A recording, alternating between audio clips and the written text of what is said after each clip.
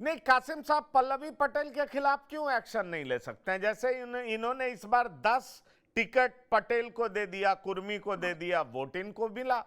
सवाल ये उठता कि पल्लवी पटेल के पैरेलल कई नेताओं को खड़ा कर देंगे और तब ये जताने की कोशिश करेंगे कि देखिए आप एक नेता के पीछे मत जाइए, हम कई सारे नेताओं को खड़ा कर रहे हैं। मैं ऐसा इसलिए कह रहा हूं कि यह प्रयोग लालू प्रसाद यादव ने बिहार में करके देखा है।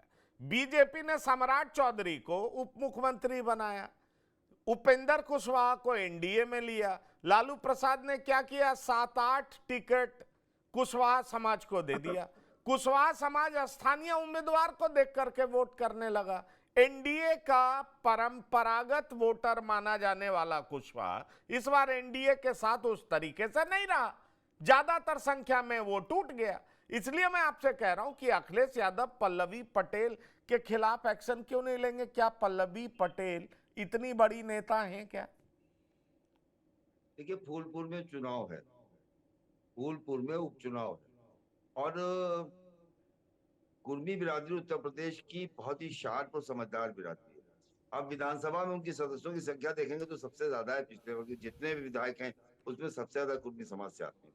फूलपुर में बगल में इलेक्शन है, ऐसे में पल्लवी को अखिलेश यादव छेड़ेंगे, बिल्कुल मैं अनुपम भाई से सहमत हूँ। बिल्कुल अखिलेश यादव उनके खिलाफ कार्रवाई नहीं करेंगे।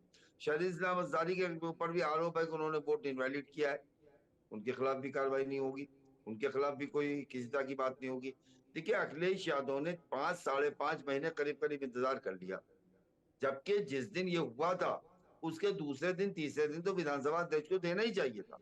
लेकिन लोकसभा चुनाव का इंतजार किया और देखा उन्होंने कि नतीजे के तौर पे अमेठी के 2 विधायक गए थे, अमेठी में दोनों विधानसभा में हार गए। इनके दोनों विधायक, रायबरेली में एक गया था, वहां पे भी वही नतीजा हुआ। फैजाबाद में एक गया था, वहां का भी नतीजा ऐसे ही हुआ। तो जब देख लिया कि अब इसका सियासी तौर पे हमको कोई नुकसान नहीं हो पाया है, बल्कि इनके जाने से एक्शन का जो रिएक्शन हुआ उसमें वो दूसरी जगह पे, जैसे फैजाबाद में चाहे बबलू सिंह हो या खम्बू तिवारी हो, जो एंटी अभय सिंह थे वो आ गए अवधेश प्रसाद के साथ। वहां पे आप रायबरेली में देखिएगा तो ऊंचाहार में जितना मनोज पांडे का एंटी ग्रुप था वो आ गया राहुल गांधी के साथ। अमेठी में यही चीज हुई कि अमेठी में संजय सिंह की पत्नी 2 बार से हार रही है प्रजापति परिवार से, तो उन्होंने अपने पूरे आदमी इधर लगा दिए तो हार गई वहां पे। तो वहां मैं आप ही के साथ तो था जब मैंने कहा था हर एक्शन का रिएक्शन होता है। जो इधर ऐसा हुआ है तो उसका नुकसान तो उठाना ही पड़ना था। उन्होंने चेक कर लिया, देखा कि इन लोगों की कोई वो नहीं है और ये कोई नुकसान नहीं कर पाए, तब ये 5 महीने के बाद इस पे कार्रवाई करने जा रहे हैं। कार्रवाई तो बहुत पहले होनी चाहिए। हालांकि इस तरह की कार्रवाइयों का खाली लिख के देना है, सचेतक कौन है? सचेतक ही लिखता है। मुझे जहां तक पता है या मैं जितना मैं जानता हूँ, जितना मैंने सुना है कि कार्रवाई तो सचेतक करेगा। सचेतक खुद ही मनोज पांडे जा चुके हैं पहले ही पायदान पे। ये कानूनी तौर पे जो है विधानसभा अध्यक्ष जिसको वही फंसा देगा। तो ठीक है, चर्चा होती रहेगी, चर्चा चलती रहेगी, लेकिन कार्रवाई के नाम पे पल्लवी पटेल के खिलाफ कार्रवाई करने की कम से कम अखिलेश यादव उस पोजीशन में दिखाई नहीं देते हैं। अनुपम भाई से मैं सहमत हूँ। नहीं, मैं क्या दुबे जी, आप पल्लवी पटेल के खिलाफ एक्शन नहीं लेंगे? आपको कुर्मी वोट खिसकने का डर है? पल्लवी पटेल की बात है तो पल्लवी पटेल तो सब जग जाया था ना कि वो हमारे एंटी चल रही थी, लेकिन कुर्मी वोटर्स ने हमें वोट किया है, हमारे कैंडिडेट भी जीते हैं। तो ऐसा तो नहीं है कि पल्लवी पटेल हमारे फेवर में थी इसलिए जो वोटर्स थे उन्होंने हमें वोट किया। तो इस बात से हम सहमत नहीं है। जहां हमें सभी समुदाय के लोगों का वोट मिला है, निश्चित तौर पर सभी वर्गों का वोट मिला है, तभी हम इतने सफल हो पाए हैं। और ऐसा नहीं, गलत जिसने भी किया एक्शन सबके खिलाफ होगा, क्योंकि भाई गलत करने की अगर सजा नहीं मिलेगी तो ये फिर परंपरा बन जाएगी इस तरीके से कि भाई चलो नहीं ठीक तो है हम मतलब गलत। आप इस प्लेटफॉर्म से कह रहे हैं कि पल्लवी पटेल के खिलाफ कार्रवाई होगी, आप ये कह रहे हैं ना? मैं ये कहूं कि समाजवादी पार्टी के प्रवक्ता ने कह दिया है कि पल्लवी पटेल के खिलाफ एक्शन लिया जाएगा। मैं इस बात को इस तरीके से कह रहा हूं कि जो भी पार्टी के खिलाफ जाके काम करेगा पार्टी उसके खिलाफ एक्शन लेगी, उसमें चाहे कोई भी हो, उसमें पल्लवी पटेल भी हो, कोई भी हो। पांडे जी आपको आप क्या कहना चाह रहे हैं? आप तो कह रहे थे कि नहीं, पटेल के खिलाफ एक्शन नहीं ले पाएंगे, ये इसमें उनमें उतनी हिम्मत नहीं है। सुनिए, ये अखिलेश यादव है। स्वामी प्रसाद मौर्य अनर्गल प्रलाप करके लगातार इनको नुकसान पहुंचा रहे थे। इनकी हैसियत नहीं हुई उसके खिलाफ एक्शन लेने की। इनकी हैसियत नहीं ओम प्रकाश राजभर के खिलाफ एक्शन लेने की। ये एक्शन नहीं ले सकते। आपके सामने मैं कह रहा हूं अखिलेश यादव। हाँ, ये जरूर है कि इस बार थोड़ा प्रसन्नता उनको मिली है तो एक्शन तो खूब लेते हैं। एक्शन तो उन्होंने लिया था कि चाचा जी को भगा दिया था। चाचा जी अलग से पार्टी बना लिए थे। पिताजी को सरेआम पब्लिकली बेइज्जत करने वाले अगर कोई बेटे हैं तो अखिलेश यादव ही है। पूरे प्रदेश देश ने देखा। कोई मैं तस्वीर कोई भूला नहीं है।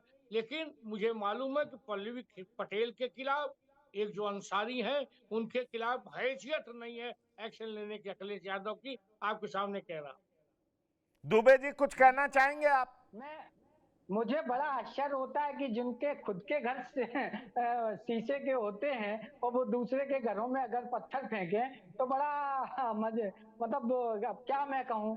तो भारतीय जनता पार्टी को ये सब चीजें खुद सोचना चाहिए कि उनके घर खुद के शीशे के हैं, कभी भी टूट भाई सकते आप हैं। विधायक और टूट के कई लोग हमारे हैं साथ आए हैं ऐसे उसमें ऐसे किसका घर कहाँ अरे फूटा आप तय करिए। ऐसे ऐसे ऐसे आपके कई लोग घर हैं आसाद इसलिए। विधायक टूट के हमारे राज्यसभा के सदस्य को विजयी बनाए, अखिलेश यादव को हराए।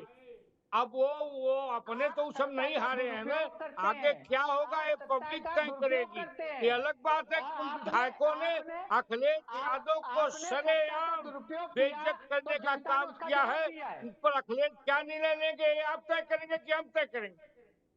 आपने सत्ता का दुरुपयोग किया तो जनता ने आपको कोई जवाब दिया। दुरुपयोग इससे नहीं बढ़िया और सत्ता क्या का, एग्जाम्पल हो कोई सकता है। दुरुपयोग नहीं और सत्ता नहीं, क्या का। सत्ता एग्जाम्पल हो सकता है। सत्ता शिवपाल जी का को हम भगाने दुरुपयोग नहीं किया। गए थे। सत्ता का दुरुपयोग किया तो जनता ने सबक सिखाया, ये बात समाजवादी पार्टी कह रही है। अनुपम मिश्रा जी, आपको, अनुपम मिश्रा जी आप मुझे अगर सुन पा रहे हैं, हाँ आप सुन पा रहे हैं मुझे? ये ये जो सत्ता के दुरुपयोग की बात कह रहे हैं, जो लोकसभा चुनाव का परिणाम है, आपकी नजर में अगर मैं आपका विश्लेषण जानना चाहूं तो आपको क्या लगता है कि ये मोदी के खिलाफ वोट था या ये योगी के खिलाफ भी वोट है या बीजेपी के खिलाफ नाराजगी है? आप इस मैंडेट को किस तरीके से देखते हैं? आपको क्या लगता है? मैं, आप पूछेंगे मैं ऐसा सवाल क्यों कर रहा हूं, क्योंकि योगी का लॉ एंड ऑर्डर एक चर्चा का विषय रहता है और कहा यह जाता है कि चलिए लोकसभा चुनाव में कुछ ऐसी बातें हुई इसलिए लोकसभा चुनाव में उनको हरा दिया गया, लेकिन विधानसभा चुनाव में सत्ता अखिलेश यादव के पास ना चला जाए और एंटी यादव गोलबंदी भी बड़े पैमाने पर होती है। ऐसे में सवाल उठता है कि वही वोटर्स विधानसभा चुनाव में कुछ और सोच सकता है। आप इस पूरे मैंडेट को कैसे देखते हैं? क्या अब हवा अखिलेश यादव के पक्ष में बह चुका है या बीजेपी के खिलाफ, खासतौर पर केंद्र सरकार की नीति के खिलाफ यूपी के लोगों ने मतदान किया? पंकज भाई, मैं मानता हूं कि इतने बड़े नतीजे जब आते हैं उसका कोई एक सिंगल कारण नहीं होता है। और ये बात मैं आपके चैनल पे कई साल से कह रहा हूँ कि ये सब नतीजों में कई कारण एक साथ होते हैं। इस समाजवादी पार्टी की जीत तो मैं कतई नहीं मानता, मैं मानता हूँ भाजपा आ रही है, उसको मैं साबित कर रहा हूँ। प्रधानमंत्री नरेंद्र मोदी का जो वोट प्रतिशत है 9 से 10% गिर गया। प्रधानमंत्री नरेंद्र मोदी का वोट प्रतिशत गिर गया। अरे उससे ज्यादा वोट मार्जिन से किशोरीलाल शर्मा जीते। मैं अक्सर कहता हूँ अगर किशोरीलाल शर्मा नरेंद्र मोदी से ज्यादा मार्जिन से जीत रहे हैं तो फिर आप समझ लीजिए कि ये वोट भाजपा के खिलाफ है। ये वोट भाजपा, अब उसमें हजार कारण हो सकते हैं। ये हो सकता है कि साहब कैंडिडेट सिलेक्शन नहीं अच्छा था। मोदी के नाम पे कितनी बार वोट दिया जाएगा, 14 दे दिया गया, 19 दे दिया गया, कब तक दिया जाएगा। सांसद बहुत अनपॉपुलर हो चुके थे, बहुत अलोकप्रिय हो चुके थे। मैं यहाँ प्रयागराज में बैठा हूँ, मेरे बगल में आपने देखा क्या, सोनकर, विनोद सोनकर को देखा, संगम लाल गुप्ता को देखा। अजीब अजीब इनके वीडियो जारी हो गए थे। भारतीय जनता पार्टी का जो कोर वोटर है बामन ठाकुर बनिया, उसके खिलाफ इनके वीडियोज आ चुके थे। तो ये भी अपना है, तो अग्निवीर योजना भी है। तो एक एक जो सबसे बड़ी बात जो मैं आज नहीं कई साल से कह रहा हूँ, कई साल से कह रहा हूँ कि साहब चुनाव लड़े हारे और जीते ना, विकास विकास पे नहीं लड़े हारे जीते आते, वरना वो हैदराबाद को साइबराबाद बनाने वाले चंद्रबाबू नायडू कभी नहीं हारते। चुनाव लड़े जाते हैं किसी भावनात्मक मुद्दे पे। भारतीय जनता पार्टी के पास कोई भावनात्मक मुद्दा बचा नहीं था। आप देखें, राम मंदिर बन गया, अब आप क्या, भाजपा ने बनाया, सुप्रीम कोर्ट ने बनाया, किसी ने बनाया, राम मंदिर बन गया। 370 हट गया, CAA लागू हो गया, यूनिफॉर्म सिविल कोड 2 स्टेट्स में लागू हो गया। तो मतलब जो जो उनके जो ज्यादातर जो इमोशनल पिच थे, जो इनके भावनात्मक मुद्दे थे, वो तकरीबन उनके जिसे कहना चाहिए कि स्लेट साफ हो गई। आपके पास हकीकत ये है कि ये पहला चुनाव है नरेंद्र मोदी का जिसके उनके पास वादा करने के लिए कुछ नहीं, उनके पास वादा करने के लिए कुछ नहीं था। तो वो क्या कहते थे? वो कहते थे अब तक जो देखा है वो ट्रेलर है, फिल्म तो अब आएगी। जाहिर है इस वादे पे बड़ा एक वेग सा वादा था, बड़ा वेग। वो ले दे के बहुत वादा करते थे। क्या वादा करते थे कि साहब भ्रष्टाचारियों के खिलाफ कार्रवाई हो, वो पहले से हो रही है, ईडी सीबीआई रेड पहले से पड़ रही है। तो आप घुमा फिरा के लिए आते थे कि साहब नेशनल हेराल्ड का मुकदमा मामला आप जिक्र कर देते थे, शराब केजरीवाल का शराब कांड जिक्र कर देते थे, लालू यादव का जॉब फॉर लैंड वाला स्कैम जिक्र कर देते। बस आपने वादा क्या किया? इनफैक्ट कहा वादा कोई, जैसे मैं अक्सर वो देखिए आरएसएस ने इनको बोला था बीजेपी को कि भाई आप ये रेवड़ी बांटने के चक्कर में ना पड़े। रेवड़ी बांटने के चक्कर में इसलिए ना पड़े कि जब रेवड़ी बांटने की बात आएगी तो विपक्ष आपसे कहीं ज्यादा रेवड़ियों का वादा कर देगा। उसको तो बांटनी ही नहीं है भाई, उसको तो बांटनी ही नहीं। उसने 1 लाख खटाखट खटाखट करके किनारे हो गए राहुल गांधी। आज बढ़िया जन्मदिन का केक काट रहे हैं, कौन उनसे पूछेगा कि 1 लाख खटाखट खटाखट कहाँ मिलेगा? को राहुल गांधी ने कह दिया जातिगत जनगणना होगी, किनारे हो गए। राहुल गांधी से कौन पूछने जा रहा है कि यार तुम उत्तर प्रदेश में तुम्हारी सरकार हो ना हो, कर्नाटक में तुम्हारी सरकार है और वहां तो जातिगत जनगणना होके रखी है। 300 करोड़ रुपया 3 अरब रुपया खर्चा किया है, सिद्धारमैया ने पिछली बार कराया था और पिछली बार से अभी तक लेके आप देखो 7 साल से बैठे हैं। आपको तो कराना भी नहीं, आपको तो आंकड़े रिलीज करना, आप वो भी नहीं कर रहे हैं। आपने तो जो कहना था आप कह के, देखिए विपक्ष कुछ भी वादा करने की पोजीशन में है क्योंकि उसको अभी डिलीवर नहीं करना है। आप उसकी होड़ में क्या करेंगे? आप अब आपने कहा 5 किलो अनाज देंगे, उसने कहा 10 किलो अनाज देंगे। आपने कहा किसान सम्मान निधि देंगे, उसने कहा मैं 1 लाख रुपया महीना देंगे महिलाओं को। तो देना है नहीं। अब देखिए, तो वो कुछ भी वादा कर सकता है, पहली बात। दूसरी बात, जैसे मैं कह रहा हूँ भाजपा के हारने के तमाम कारण आपको नजर आते हैं, लेकिन और उसमें जो सबसे बड़ा रीजन मैं मानता हूं कि भारतीय जनता पार्टी के पास इस बार चुनाव में जाने के लिए कोई भावनात्मक मुद्दा नहीं था। राष्ट्रीय स्वयंसेवक संघ ने भाजपा को सलाह दी थी कि राम मंदिर का जो इनॉग्रेशन है ये चुनाव के बाद कराइए, लोगों में एक उत्सुकता बनी रहने दीजिए, लोगों में एक जुड़ाव बना रहने दीजिए। आपने उसको इतने पहले करा दिया कि वो चीज बची नहीं। तो आपके पास कोई इमोशनल पिच नहीं थी, आपके पास कोई भावनात्मक अपील नहीं थी, ये मैं मानता हूं। दूसरी बात, आपके सांसद 2 बार की इनकम्बेंसी झेल रहे थे, कब तक मोदी का चेहरा देख के वोट दिया जाए?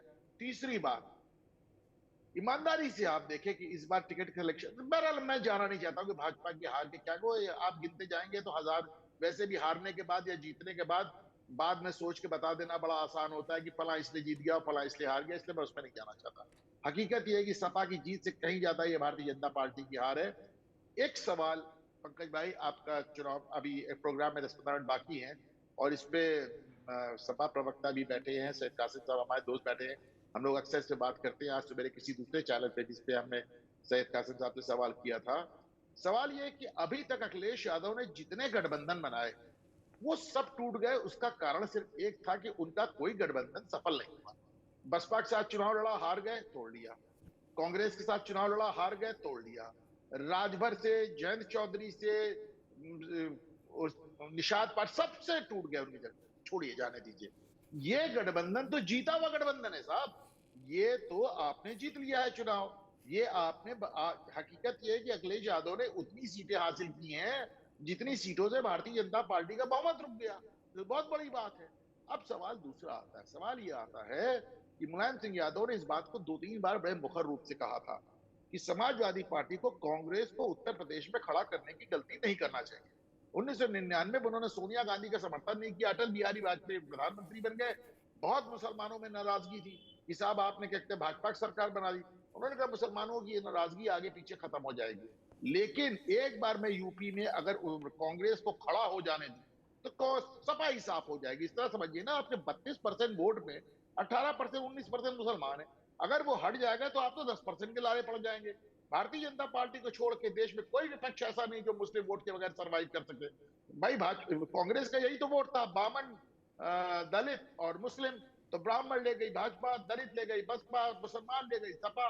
तो अब आपके पास जो इतना बड़ा मुस्लिम वोट बैंक मुलायम, जब इन्होंने दो लड़कों की जोड़ी बनाई थी, तब भी मुलायम सिंह ने कहा था कि अखिलेश बहुत बड़ी गलती कर रहा है, और ये ऑन कोर्ट कैमरा कहा था, अखिलेश यादव बहुत बड़ी गलती कर रहे हैं, कांग्रेस को उत्तर प्रदेश में खड़े होने का मौका नहीं मिलना चाहिए, अगर कांग्रेस लौट आई तो हमारा मेन वोट बैंक खत्म हो जाएगा। अब सबसे बड़ा सवाल यही है पंकज भाई कि ये समझौता जीत का समझौता है, आप जीते हैं, पर क्या आप, जो आपकी पार्टी जिस शख्स ने बनाई थी मुलायम सिंह ने, जो उन्होंने कहा कि कांग्रेस अगर उत्तर प्रदेश में ताकतवर हुई तो सपा समाप्त होगी,